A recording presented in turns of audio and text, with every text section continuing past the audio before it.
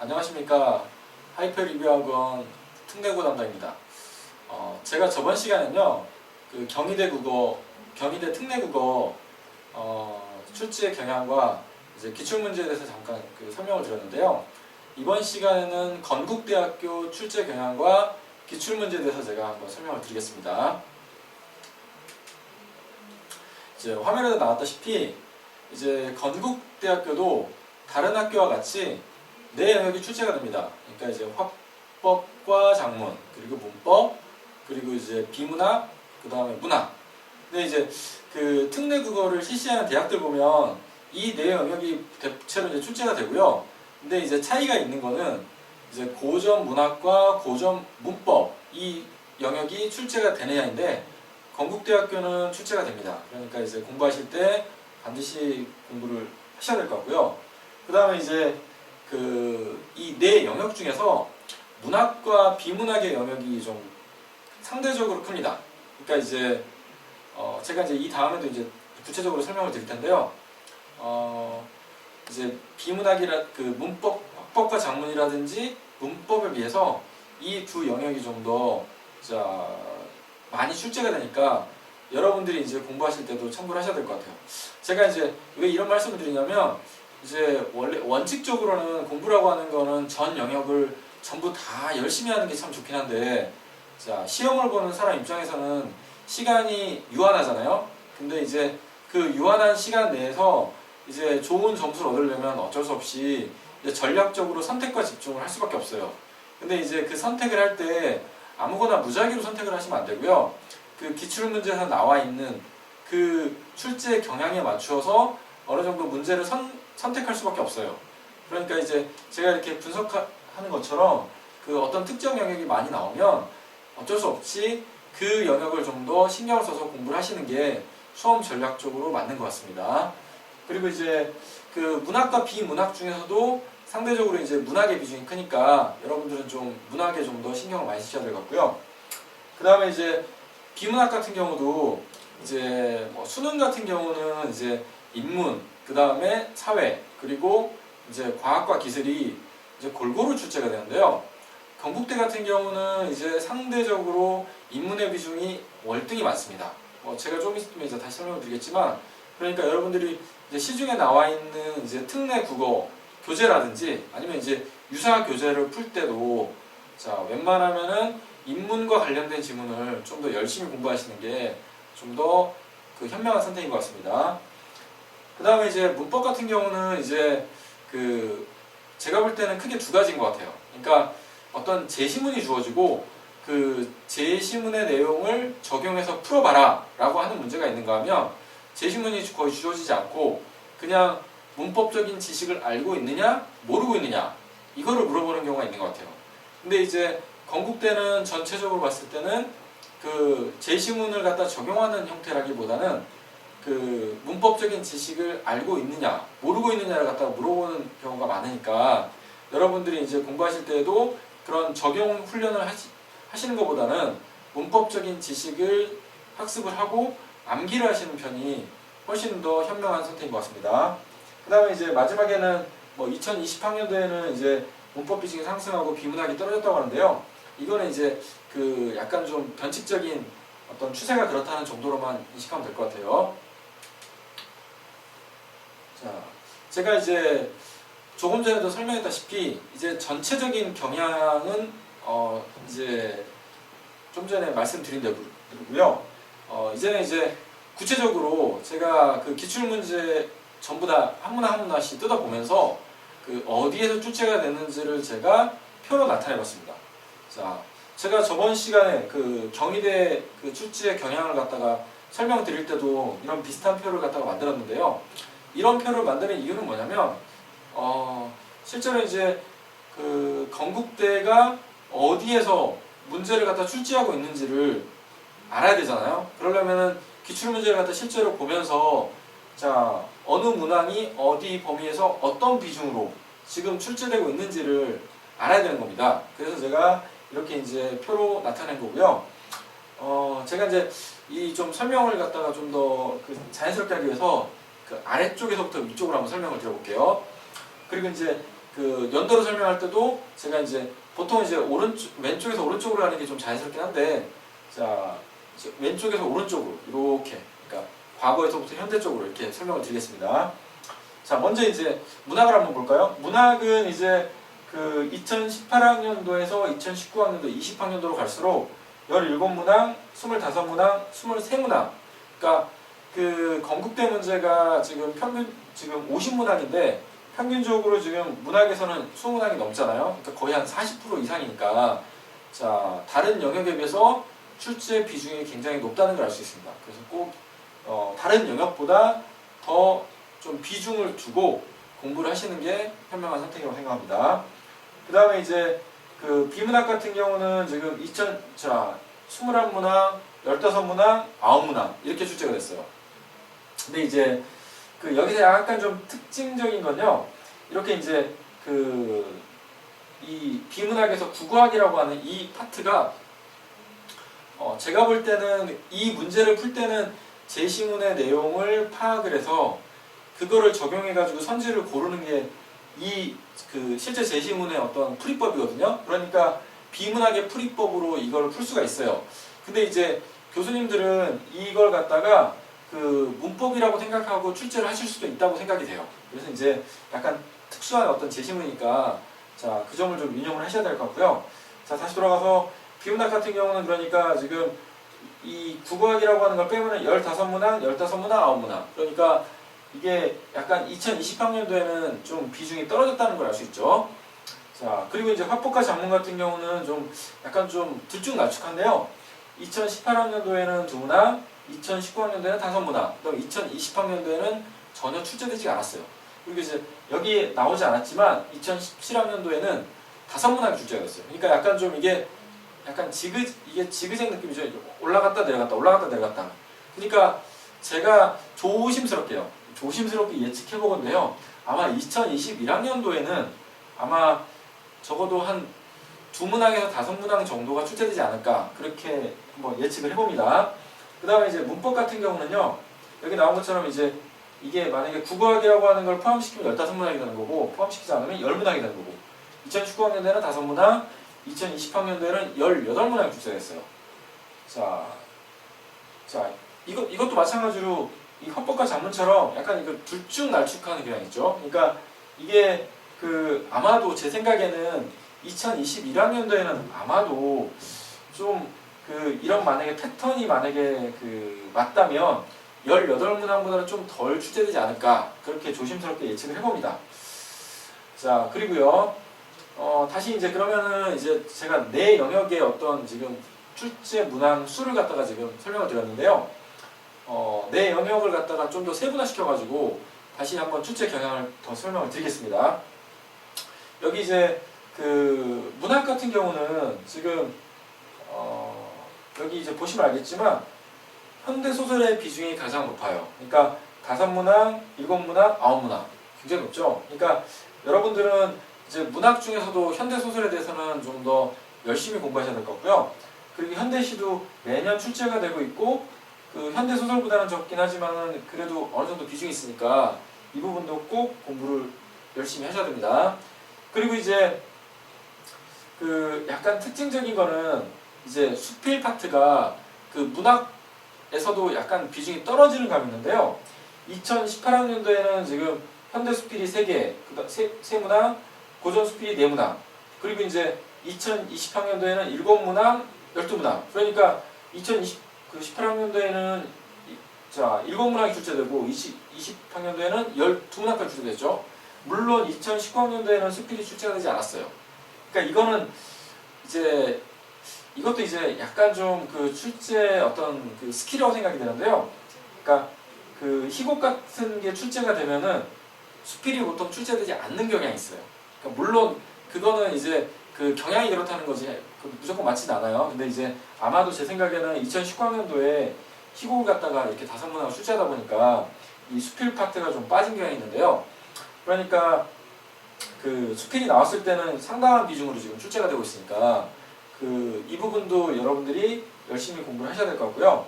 그리고 이제 그 현대 문학 파트가 말고 그 고전 파트를 보면은 자, 지금 여기 나왔다시피 2018학년도에는 고전 파트가 지금 5문항, 그 다음에 2019학년도에는 고전 파트가 8문항, 그 다음에 2020학년도에는 고전 파트가 5문항.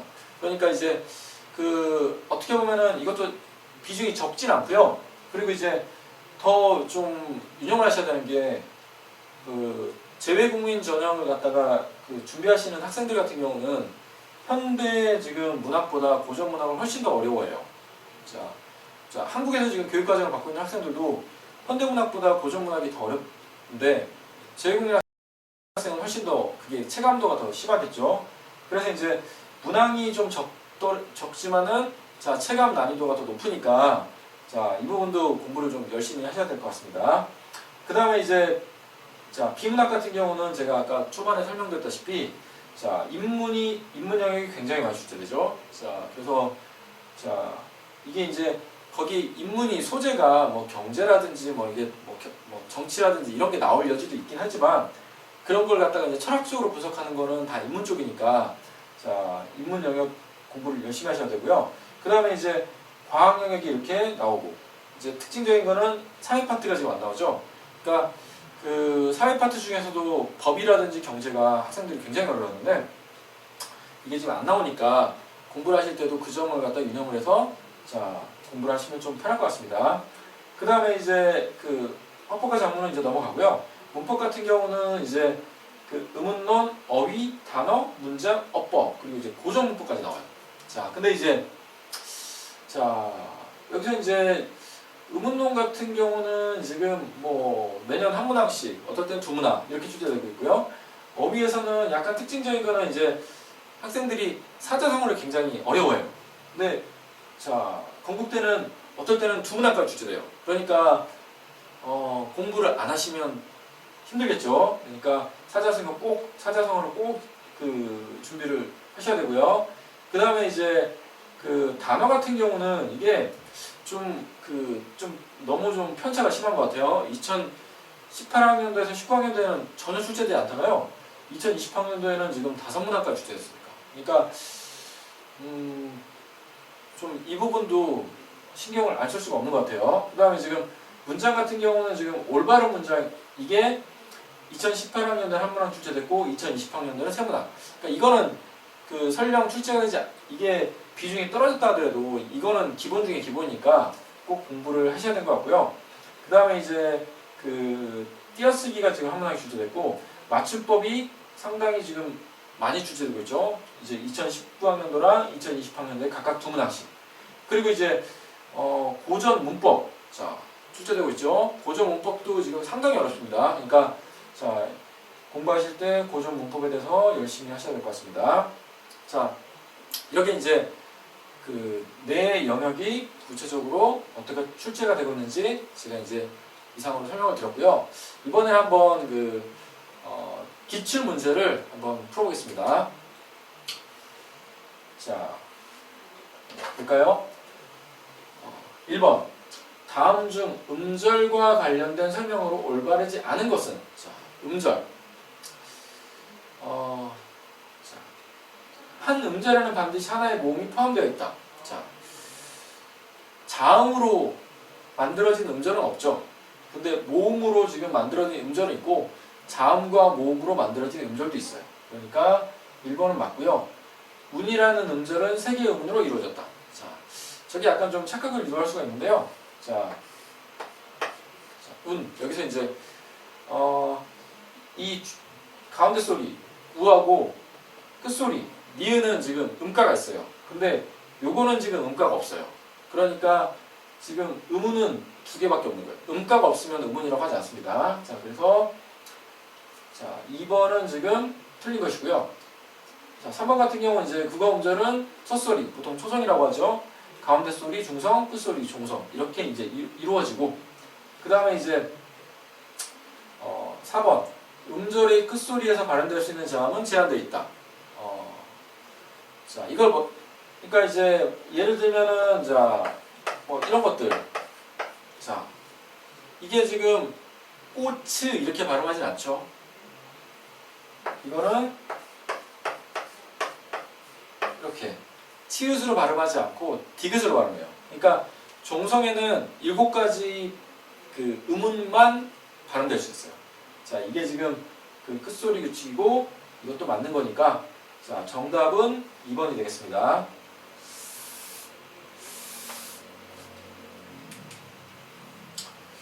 자, 그리고 이제 그 두 번째 문제. 자, 겹받침의 표준 발음이 올바른 것은 자, 이게 지금 어떻게 보면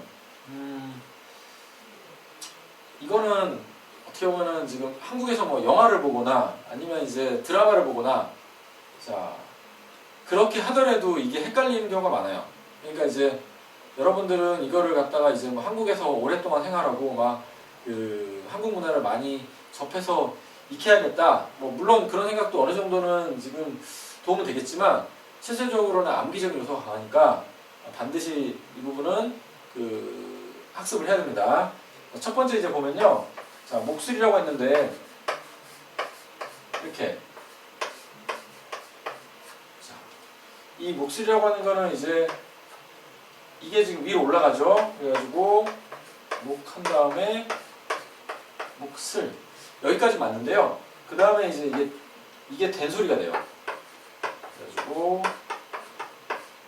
발음은 목슬로 되는 겁니다. 그래서 1번은 틀렸고요. 그 다음에 지금 자 2번 같은 경우는 자 을다라고 했는데요. 자 학자마다 뭐 이거 지금 음운 변동을 갖다가 설명하는 방식이 좀 다르긴 하지만 자 일반적으로 이제 이게 자 이렇게 한번 니을이 탈락된 다음에 자 피읍만 남고요. 피읍은 이제 끝소리 규칙에 의해서 비읍으로 한번 바뀌고요. 그 다음에 이게 된소리 되면서 이렇게 됩니다. 자, 근데 지금 을다라고 했으니까 이렇게 되죠. 그 다음에 이제 세 번째, 저거는 제가 말로 하겠습니다. 그 여덜이 같은 경우는 저게 지금 발음이 여덜이라고 했는데요. 저게 아니고요. 저 음가가 다 실현이 돼요. 그래가지고 여덜 비가 맞습니다.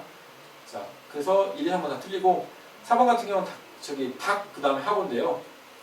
여기서 이제 하고라고 하는 거는 지금 저게 이제 하다 그런 의미가 아니겠죠.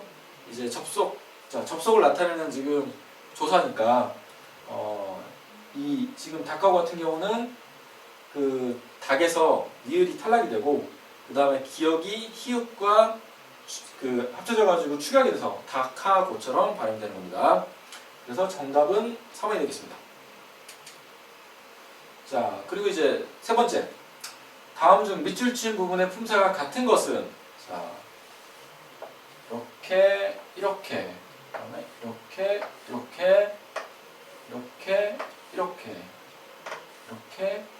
이렇게 되죠. 처음에 이제 1번에서 보다라고 하는 거는 자, 뒤에 나오는 나은이라고 하는 용언을 꾸미죠. 보통 이제 용언을 꾸미는 품사는 뭐죠? 그렇죠. 부사가 되겠죠. 그 다음에 이제 두 번째 보다를 보면 앞에 나라고 하는 체언이 있잖아요. 그러니까 체언 뒤에 오는 자, 품사는 조사가 되겠죠. 그래서 지금 이건 같지 않고요. 2번 생각대로 여기서는 지금 생각이라고 하는 체언이 있으니까 저거는 이제 조사가 되는 것이고요.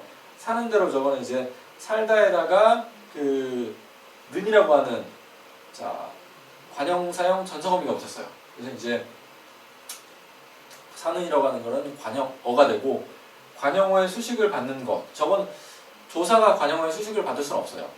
그러니까 지금 저거는 관형어의 수식을 받는 명사인데 그냥 명사가 아니라 보통은 의존명사라고 하죠.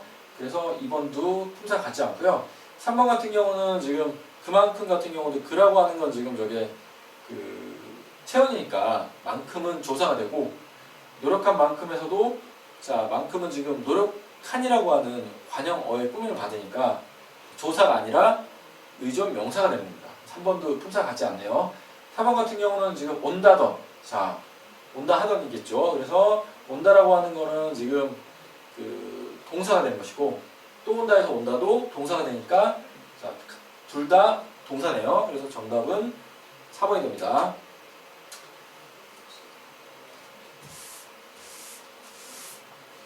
자, 그 다음에 이제 4번. 다음을 참고하여 단어의 구성이 달리기와 같은 말을 찾으면. 일단은 달리기라고 하는 거는 지금 달리다에다가 전미사 기가 붙어서 지금 된 파생어죠. 명사이고. 자, 일단 기본적으로 그 정도는 아셔야 될 것 같고요. 자, 한번 밑에 한번 읽어볼까요? 파생어는 어근과 접사가 결합한 말이다. 어근에는 여러 가지 품사의 말이 쓰일 수 있다. 이게 지금 포인트인 것 같아요. 어근에 여러 가지 품사의 말이 쓰일 수 있다고 하는 거. 그래서 가위질은 명사 어근에 붙고, 헛디다는 동사 어근에 붙고, 새까맣다는 자, 형용사 어근에 붙어서 만들어진 말이다. 라고 했으니까 여기서 지금 달리기에선 지금 자, 달리다라고 하는 동사에 지금 동사라는 어근에 붙어서 파생어가 됐다라고 하는 점. 그렇죠?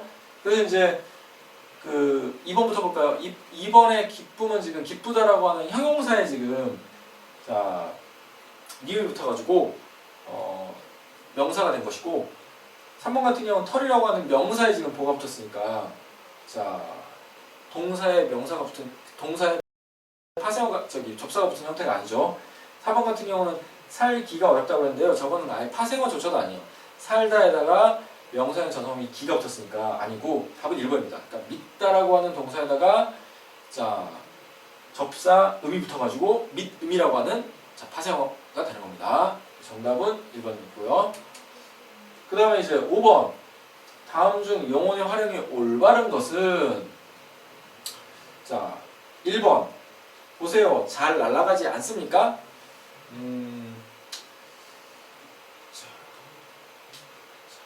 보통은 지금 그 어근에다가 저런 그 말이 붙을 때는 가다라고 하는 자, 그러니까 날라가다라고 했는데요. 저것도 지금 합성어거든요. 그러니까 원래 합성어와 동사와 동사가 만났을 때 어미에는 아가 붙는 게 맞아요. 아가 붙는 게. 뭐 가다, 가다 뭐 이런 식으로. 근데 지금 저거는 지금 아가 붙은 게 아니라 라가 붙었으니까 저건 지금 활용이 제대로 되지 않았고요. 그 다음에 지금 공기를 간다. 그 다음에 의도를 나타내는 말 여고 했으니까 공기를 가려고라고 하는 말은 맞는 말이 됩니다. 그 다음에 지금 하늘을 나르는 자 양탄자 날다에다가 자 지금 는이라고 하는 지금 관형사형 전성어미가 붙었으니까 관형사형 전성어미가 붙었죠. 그럴 때는 지금 날은이 되는 게 아니라 나는이 되는 거죠. 나는. 그래서 틀린 거고요. 자 녹슬은 칼. 자 저것도 지금 녹슬에다가 니은이 붙어가지고 녹슨이 되는 게 맞습니다. 그래서 자 올바른 것은 2번이네요. 그 다음에 지금 6번 다음 중 그 어미가 올바르게 자 표기되지 않은 것은 자 2번부터 볼까요? 내일 다시 연락할게. 보통 이제 발음상으로는 지금 할 깨처럼 들리잖아요. 근데 표기할 때는 지금 깨가 아니라 개가 맞습니다. 그 다음에 지금 3번 같은 경우는 손님이 옳는지 자 이게 불확실한 판단이겠죠. 자 불확실한 판단이고 지금 그리고 지금 그 뭐 올 수도 있겠다. 뭐 이런 약간 그런 의미도 있는 것 같아요. 그리고 저거는 지금 오다라고 하는 말에다가 리을 른지가 지금 붙은 거예요. 리을 른지. 그래서 저건 지금 그 어미로서 정확하게 표기가 됐고요. 그 다음에 이제 과거의 이병을 앓던 적. 자, 앓다에다가 그 다음에 지금 과거를 나타내는 자 관형사형 전성어미 던이 붙었어요. 그러니까 저것도 어미는 올바르게 표기가 됐습니다. 자, 1번 내일 저녁에 너 시간 돼? 자, 되다. 시간이 되다. 여기에다가요. 자, 뭐가 붙은 거예요? 이게 만약에 시간이 돼요? 이렇게 쓰면 뭐 맞을 수 있겠지만 자, 축약했을 때는 또 이렇게 돼야 돼요. 근데 이것도 아니고 이것도 아니기 때문에 1번은 틀리게 되는 거죠.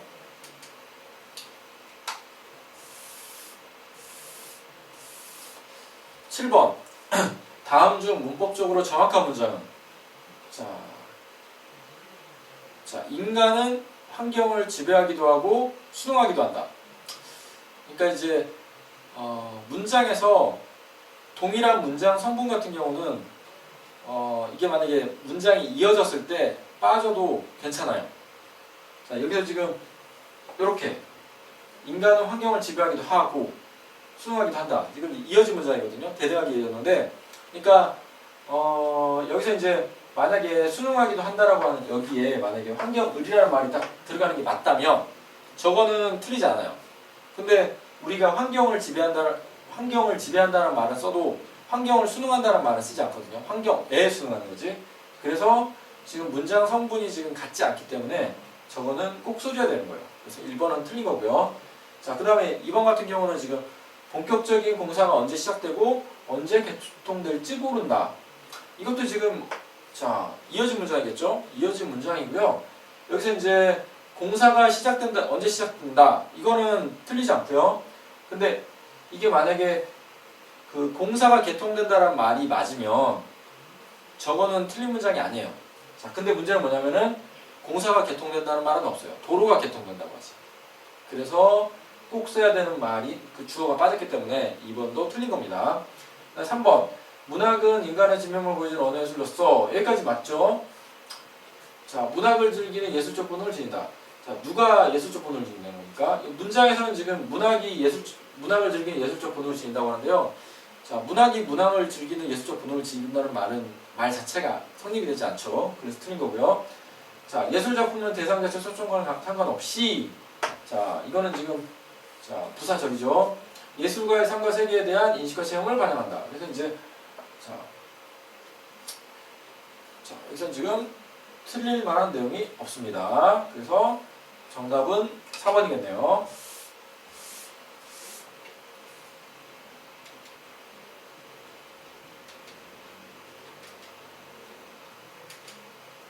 자, 그 다음에 이제 8번. 다음 중, 자, 부사와 서술의 호응이 적절한 것은, 자, 볼까요? 1번. 도무지 어찌된 일이냐. 자, 만약에 저걸 갖다가 도무지 어찌된 일인지 알 수가 없다. 그랬으면 호응이 적절하겠죠. 아니면 이제 도대체 어찌된 일이냐. 그러면은 그것도 호응이 적절하죠. 근데 지금 이것도 저것도 아닌 것 같아요. 그래서 1번은 호응이 적절하지 않고요. 그 다음에 이제 2번은 차마는 부정의 뜻이 나오죠. 할 수가 없다. 그래서 부정의 뜻이 할 수가 없다는 말이 나왔으니까 2번은 맞고요. 3번 같은 경우는 내가 이 일을 이룬 게 여간 하면은 지금 자 아니다라는 말이 나와야 돼요. 흐뭇한 게 아니다라고 해야 되는데 흐뭇하다고 했으면 틀린 거고 새벽에 잠을 깬 사람 비단 이것도 아직 아니다라는 말이 호응이 되니까 지금 호응이 돼야 되는데 나뿐이었다라고 했어서 이것도 틀린 겁니다. 정답은 2번이겠네요. 그 다음에 이제 9번. 다음 중 중의적인 문장으로 보기 어려운 것은 볼까요? 자, 나는 가게에 들어오는 손님에게 웃으면서 인사했다. 자,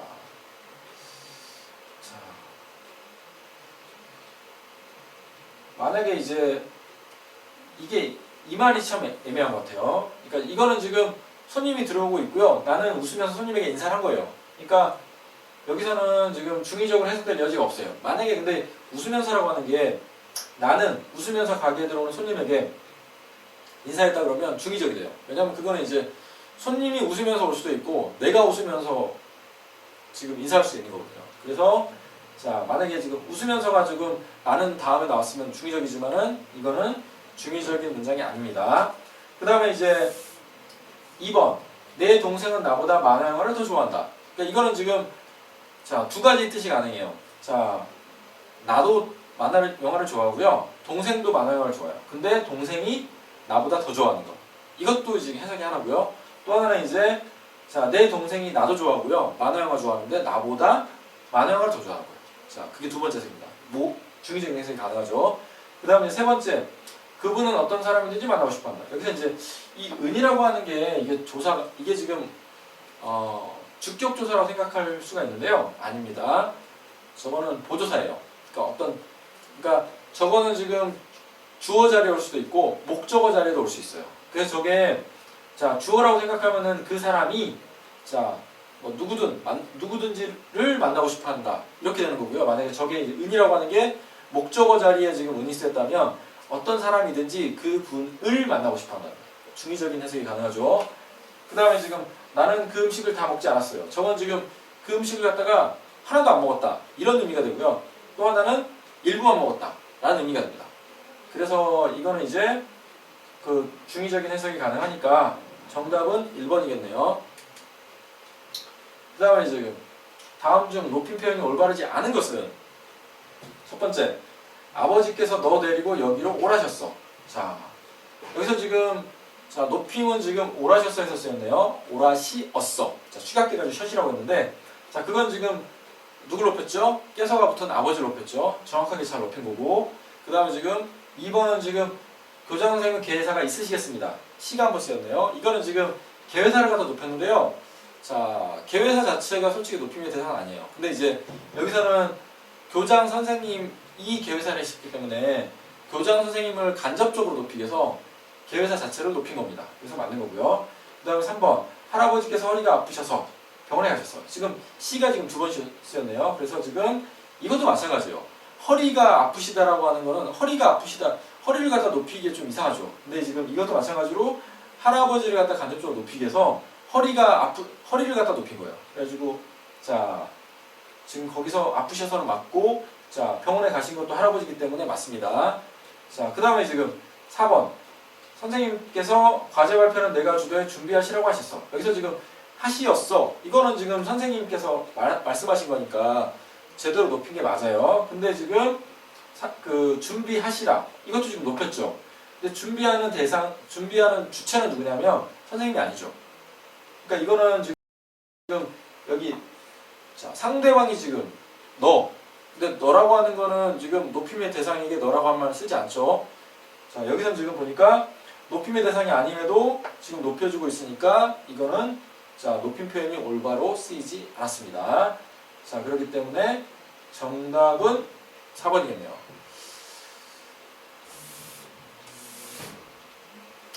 자 오늘 제가 이제 그 10번까지 제가 이제 기출문항을 풀어드렸는데요. 나머지 문항은 이제 학원에서 이제 추후에 이제 제공할 예정이고요. 이제 여러분께서는 지금 이제 그 건대를 갖다 준비를 하실 때 아까 말씀드렸다시피 그 화법과 작문 그 다음에 이제 문법, 비문학, 문학 이걸 갖다가 이제 골고루 준비하시되 제가 아까 좀 강조한 영역 있잖아요. 그 부분은 좀 더 시간을 할애해가지고 자 준비를 하신다면 자 여러분들이 원하는 학교에 원하는 지금 건대에 합격할 거라고 믿습니다. 자 여태까지 시청해주셔서 감사합니다.